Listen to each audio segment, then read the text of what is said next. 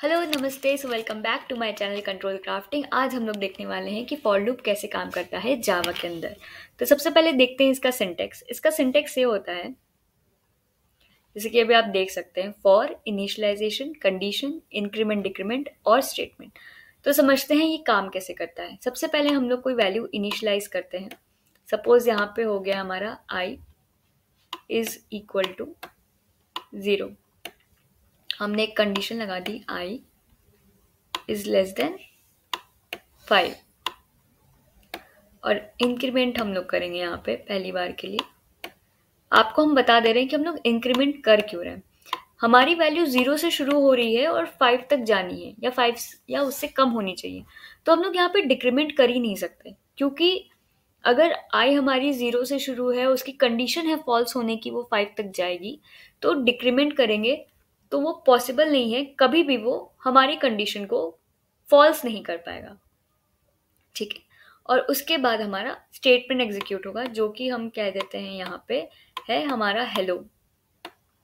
अभी ये सारी चीज़ें हम आपको प्रिंट करके दिखाएंगे, मतलब कोड करके दिखाएंगे। ओके, हमें यहाँ पे हेलो प्रिंट करना है। तो ये काम कैसे करता है कि सबसे पहले ये इनिशियलाइजेशन पे आएगा, आई इज इक्वल टू 0 से ये स्टार्ट करेगा। कंडीशन चेक करेगा कि क्या आई हमारा लेस देन 5 है। 0 हमारा लेस देन 5 होता है, ये यहाँ आया, इसने फिर ये हेलो प्रिंट कर देगा। कंडीशन ट्रू हुई, हेलो प्रिंट हुआ। उसके बाद ये इंक्रीमेंट डिक्रीमेंट पे जाएगा। आई प्लस प्लस से क्या होता है, I is equal to I plus 1। तो आई की वैल्यू 1 बढ़ गई, आई की वैल्यू अब 1 हो गई है। फिर ये कंडीशन चेक करेगा कि क्या हमारी आई की वैल्यू लेस देन 5 है। 1 इज लेस देन 5 होता है। फिर से ये हमारा हेलो प्रिंट करेगा।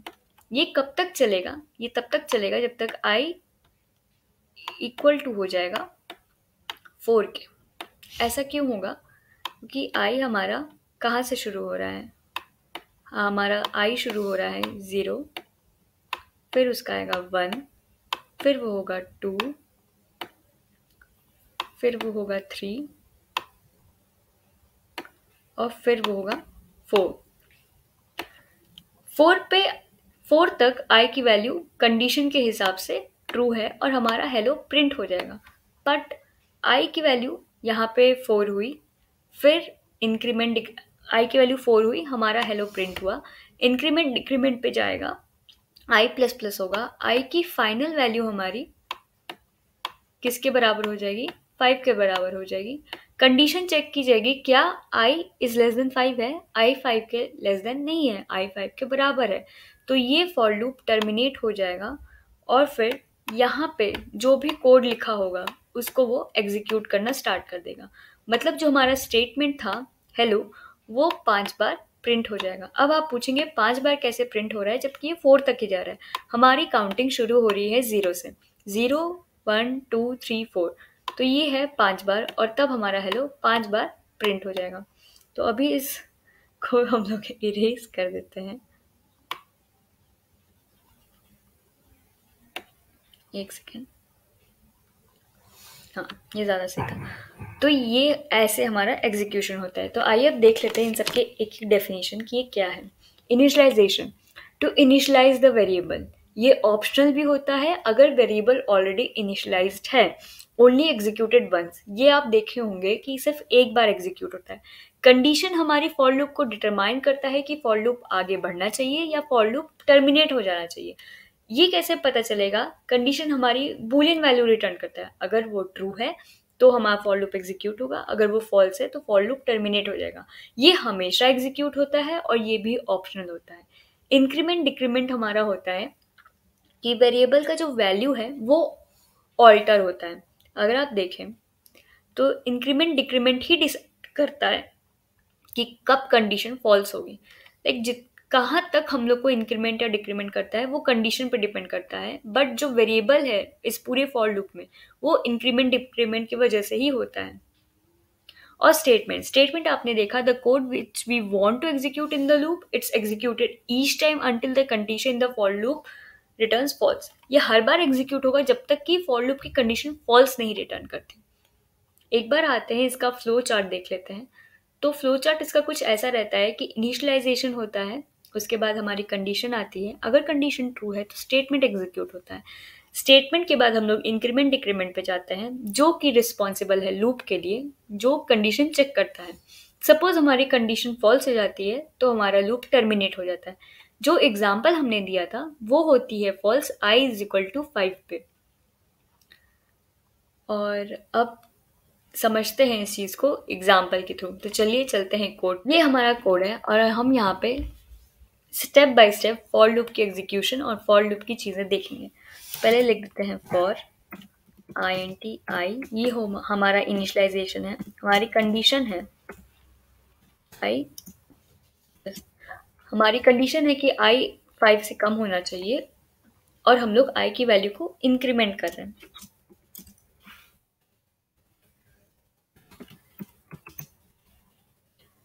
हमने क्या किया, SYSO लिखा, कंट्रोल स्पेस दबा दिया, तो पूरा system dot out dot println आ गया है यहाँ पे। अब हम करते हैं एग्जीक्यूट हेलो, ठीक है। यहाँ पे हमने हेलो एग्जीक्यूट किया और इसको सेव करके अब हम लोग इसको रन करते हैं। हेलो हेलो, ये आप देख सकते हैं कि ये 5 बार प्रिंट हुआ है, जैसा कि हमने लास्ट स्लाइड्स में डिस्कस किया था। अब देखते हैं INT I is equal to 0।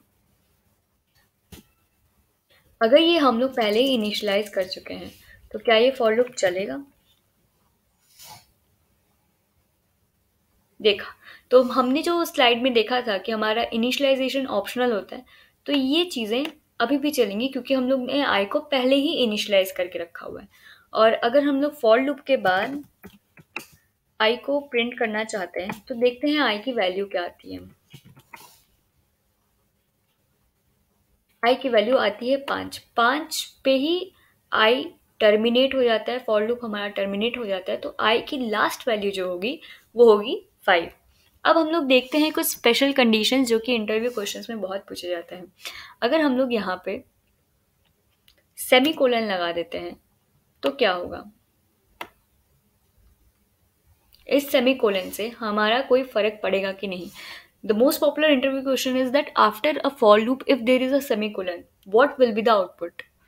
For loop के बाद अगर एक सेमी कोलन है तो आउटपुट होना क्या चाहिए? आइए रन करके देखते हैं। Okay, save it. हेलो हमारा एक बार प्रिंट हुआ और फिर उसके बाद हमारा 5 प्रिंट हुआ। इसके पीछे का लॉजिक समझने की कोशिश करते हैं।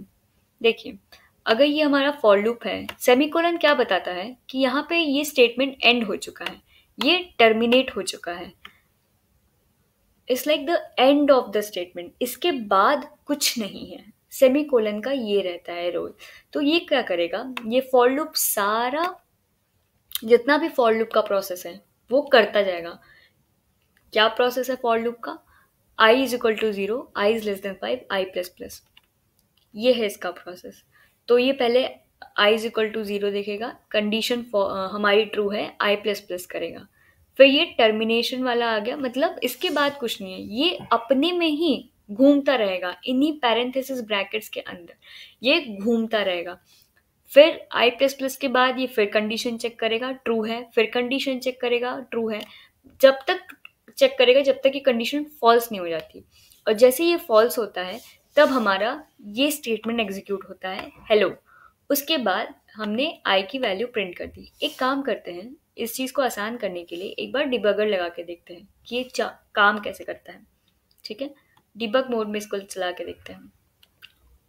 तो ये हमारा आई की, देखिए यहाँ पे आई की वैल्यू ऑलरेडी 5 हो रखी है।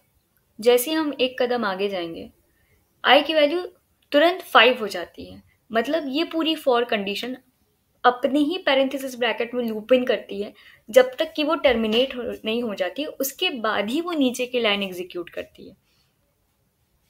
तो अगर आपका टर्मिनेटर पॉइंट लगा हुआ है तो फॉर लूप अपनी स्पेशलिटी खो देता है और आपका लूप नहीं चलता है। तो कभी भी फॉर लूप के आगे सेमीकोलन मत लगाना, और अगर लग भी जाता है तो ये बहुत ही अच्छा इंटरव्यू क्वेश्चन बन जाता है। और अब देखते हैं, जैसा कि आपने स्लाइड्स में देखा होगा कि हमारे सारे initialization, condition and increment decrement optional होते हैं। तो अगर हम सबको हटा देते हैं और पूरे फॉर लूप को ब्लैंक रखते हैं तो क्या होता है? ये इन्फिनिटी की ओर बढ़ जाता है, क्योंकि फॉर लूप हमेशा ही ट्रू रिटर्न करेगा। इस केस में कोई कंडीशन नहीं है, कुछ नहीं है, तो ये हमारा इनफाइनाइट की तरफ बढ़ जाता है, इनफाइनाइट हेलो प्रिंट होने लगता है और हमें इसे बंद करना पड़ता है फोर्सफुली।